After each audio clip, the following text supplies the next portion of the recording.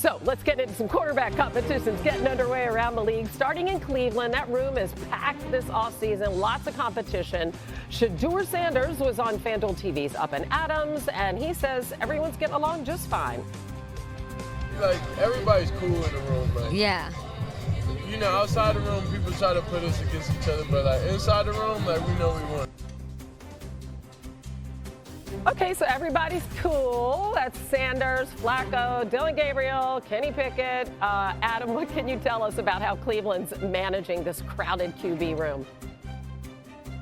Well, this is the most interesting quarterback situation in the entire NFL, Hannah. And the Cleveland Browns obviously will give everybody a chance at some point this summer to try to claim that job. There are 2 veterans, there are 2 rookies. Each quarterback will have his chance. You'd have to figure that the Cleveland Browns will hold on to Dylan Gabriel. They'll hold on to Shedeur Sanders. And really, it seems like it'll come down to Kenny Pickett and the veteran Joe Flacco to wind up either winning the starting job, and the other one may not even be there and may be traded at some point during training camp. But I don't think today the Browns know who their starting quarterback will be. It'll play out over the summer, and like we said, there's not a situation that's any more interesting than the Browns quarterback room this summer.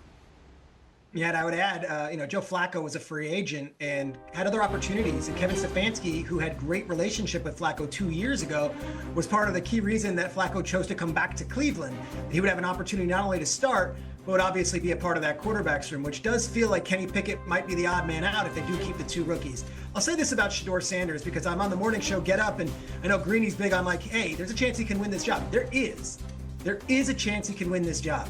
But I've been covering this league a long time. Adam has as well. And of course, Mina and Mike and Hannah, you too. Yeah. It's very rare for a 5th round rookie to start out of the gates. Right. And the last time I remember a day 2 or day 3 quarterback who really blew everyone away was 2012 when Russell Wilson showed up in Seattle and earned it every single day. He beat out the late Travaris Jackson and he beat out Matt Flynn. And he did so by being the first one there, last one to leave, and making it completely undeniable to everyone in that facility that he was the guy. I think that's what we're looking at with Shedeur Sanders right now. I don't think it's going to be, hey, let the best man win. I think he has an uphill climb here, and he's got to earn it every single day. Yeah, and then it's crazy because it wasn't long before Russ led the franchise to their first ever Super Bowl win. It didn't take long there, but that is very true. We did the same thing at Wisconsin. All right, let's go to Chicago. Excerpts from ESPN senior writer Seth Wickersham's book, American Kings, a biography of the quarterback, has highlighted some of the struggles that Caleb Williams experienced in his rookie season. The book revealed Caleb's father, Carl Williams, did not want his son to be selected by the Bears because Chicago was, quote, where quarterbacks go to die. New head coach Ben Johnson was asked about it yesterday. I love it. I love it. I love the opportunity to come on in and change that narrative. That's where great stories are written. And so we're looking to write a new chapter here, 2025 Chicago Bears, and looking forward to the future. All right, so we're a glass half full kind of show. All right, so we're going to look at this rookie season. Caleb did do a good job of limiting turnovers, 3rd best interception percentage, 6th best touchdown to interception ratio in the NFL. He also showed off his legs, 7th most rushing yards by a quarterback. But of course, the negative here, he did have the worst QBR, throwing 20 yards downfield and on 3rd down. Plus, he took the most sacks, and we know that that's not all the fault of the offensive line, can also be the quarterback as well. How do you think Mina Ben Johnson can help him this season? There's a lot of things he's got to improve at. Number one is just play faster. And to go back to your glass half full view, the games where he did play fast, he looked great. Think about Jacksonville, Green Bay, Minnesota, weeks 11 and 12. You saw that when he was getting rid of the ball quickly, he was accurate, decisive, and then special when he had to be. The problem was there were too many points in the season where it felt like he wasn't trusting what was in front of him, wasn't throwing with anticipation, wasn't throwing the ball over the middle of the field. So for Ben Johnson and the skill players, by the way, it's all about rebuilding that trust in the structure of the offense so that he can play on time. That means when you use motion to displace a second-level defender so that Caleb knows, okay, if I rip it here, I have my right receiver has leverage. Or when he turns his back to the defense off of play action and then he turns around, the dig is going to uncover the way it so often did in Detroit. if they can build that around him and he can develop trust in it, that's where I think success is going to come from. And it's so interesting, Mina, because as a head coach, Ben Johnson not only has to worry about all the things that you just talked about, but also how he addresses the media, the kinds of things he says at the mic. What did you make of what he said, Peter, about changing the narrative? I think it's interesting. I think everyone looks at Ben Johnson when he was a Lions coordinator and sees this cerebral guy, maybe a brainiac, not a social guy, and maybe not the best emotional EQ just because we hadn't seen him. And in his first 9 months or 6 months with the Chicago Bears and the media, you hear guys on the actual Zoom call being like, I love this guy. He's talking, he's positive, and he's actually connecting with these players in a real way. Truth of the matter is, Seth's book is going to be a banger. It's going to be a bestseller, and it's going to reveal a lot of things about a lot of quarterbacks. But that's ancient history right now for the Chicago Bears. They've got an entirely new brass in there, whether it be the quarterback room or the coaching staff or a lot of the people who are going to be on the field with Ben Johnson, with Caleb Williams. I don't think they're losing sleep over what's written about something that happened 18 months ago.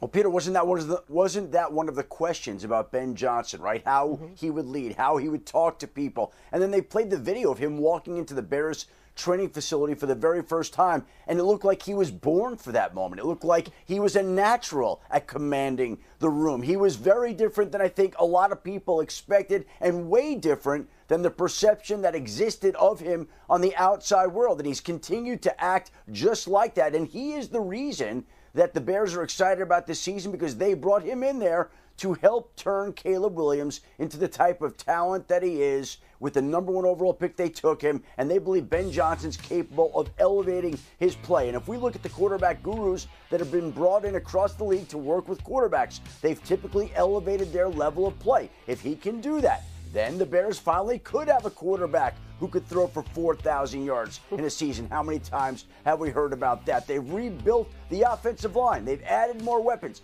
They're doing everything they can, leading with hiring Ben Johnson, to elevate Caleb Williams and to make sure that he fulfills the potential that he had when they selected him with the #1 overall pick. Adam, I agree with that. I have the good fortune of working with Ben in Miami, and he believes in fundamentals. If you go back to where the Detroit Lions were 3 years ago when Dan Campbell and Ben all got there, they were 3-13-1, but what they started to do is not lose the game, make your opponent beat you. And when you're sacked 68 times, as Mina alluded to, it's really hard to win games. So I expect this team maybe not to be flashy, but have great fundamentals. I do think Caleb Williams will have his clock sped up, and I don't think it's a coincidence, Hannah, that their first pick was Colston Loveland, because I think you're going to see a lot of checkdowns to him. I think that's going to be a way for Caleb Williams to get rhythm and confidence in this offense. And I think 2025 is a foundational year, much the way Dan Campbell's first year was in Detroit. Yeah, and it's interesting because Campbell is such a culture setter, and you look at both of his former assistants now who have gone to new teams who appear to be doing the same thing, including Johnson, and maybe that's an added bonus. People might not have expected that of Ben Johnson. All right, coming up on NFL Live, Shefty, I guess you have some news on Aiden Hutchinson.